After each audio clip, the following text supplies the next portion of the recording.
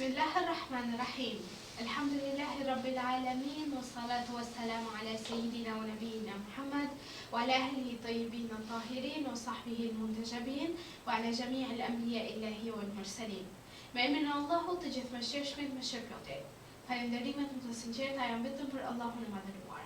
Paqja dhe mëshira e Allahut qofshin mbi profetin Muhammad, mbi familjen e tij të pastër, mbi shokët e tij të zgjedhur dhe mbi të gjithë të dërguarit dhe profetët e Allahut xhaleshanuhu. Të nderuar dëgjues dhe shikues, ju përshëndes me përshëndetje dhe bukur islame. Assalamu alaikum wa rahmatullahi wa barakatuhu. Paqja, mëshira dhe beqatit e Allahut qofshin mbi ju. Për ditën e sotme do të flasim rreth temës pa arritjet e tua nuk ecën përpara. Pra në udhëtimin e jetës, njeriu është udhëtar i një rruge të gjatë që shtrihet mes lindjes dhe perëndimit të ekzistencës së tij. Ai lind me potenciale të mëdha, me mendje që mendon, me shpirt që ndjen, me duar që krijojnë dhe me zemër që veçson ndron. Por çdo hap drejt përparimit është i lidhur ngushtë me përpjekjen, me arritjet e tij personale, me sakrificën dhe mbi të gjitha me besimin në vetvete dhe në fuqinë e Allahut xhaleshanuhu. Askush nuk ecën përpara pa mund, pa përvojë dhe pa arritje, që të ndriçojë si yje në horizontin e jetës. Pa arritjet e tua, ti qëndron në vend si një varg pa erë që lëkundet mbi val, por nuk lëviz drejt asnjë bregu. Në fenë e pastër islame, përpjekja dhe puna janë themeli i çdo arritje jetone. Allahu i lartësuar thot në Kur'anin e shenjtë, Bismillahirrahmanirrahim, dhe se njeriu nuk i takon tjetër përveç asaj që ai ka punuar, dhe puna e tij do të shihet.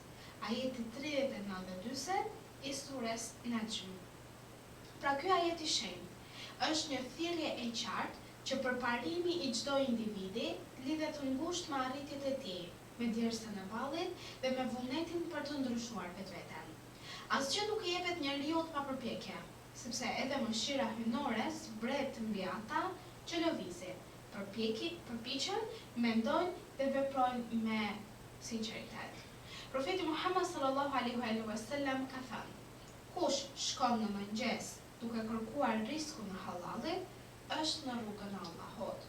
Pra ky hadith e ngre punën dhe përpjekjen në shkallën e adhurimit, duke treguar se përparimi nuk është thjesht rezultati i fatit, por fryti i një pune të bekuar dhe të ndershme njëkohësisht.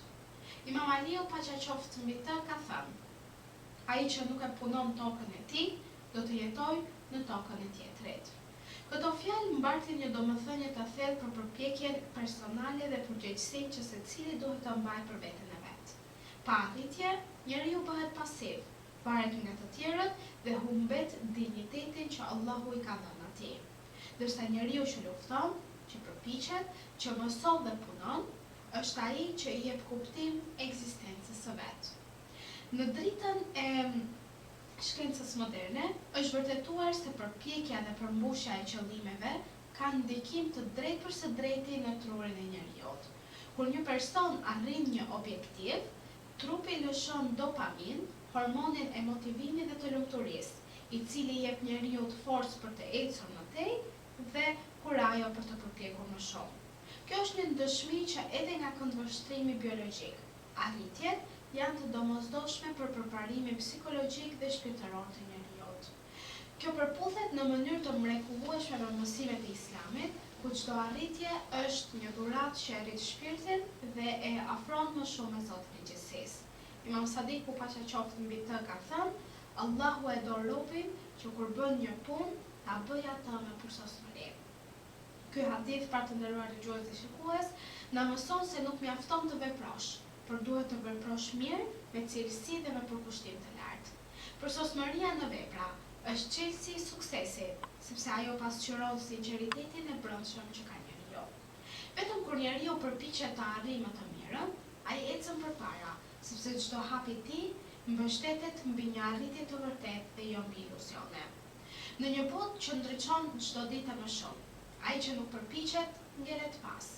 Dhe Kurani i nxit besimtarët që të jenë aktiv, të jenë mendimtar, krijues dhe të mos jenë prej atyre të cilët e humbasin kohën e tyre në kopsi.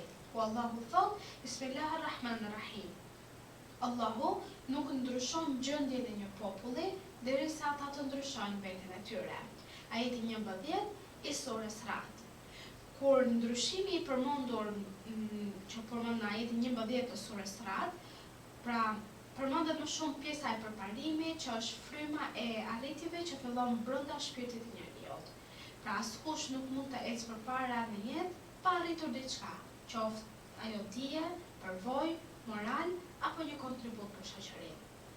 Dhe nga pikpamja shpirtërore, çdo arritje është një hap drejt përsosmërisë së njeriut. Dhe këtë gjë profeti Muhammed sallallahu alaihi wasallam na ka thënë: dy ditët e një besimtari nuk duhen të jenë të njëjta. Nëse dita e sotme nuk është më e mirë se e djeshmja, ai është në humbje. Ky hadith na mëson se përparimi është detyrim shoqëror dhe shpirtëror njëkohësisht, jo vetëm dëshirë njerëzore. Besimtari i vërtet është ai që çdo ditë përpiqet të shtojë dijen e tij, veprat e mira dhe përvojën, sepse pa to jeta mbetet një përsëritje e thatë e vetvetes. Në dritën e këtij mesazhi hyjnor, kuptojmë se arritjet janë si degët e një peme që ushqehet nga rrënjët e besimit dhe ujitet me mundin e përditshëm.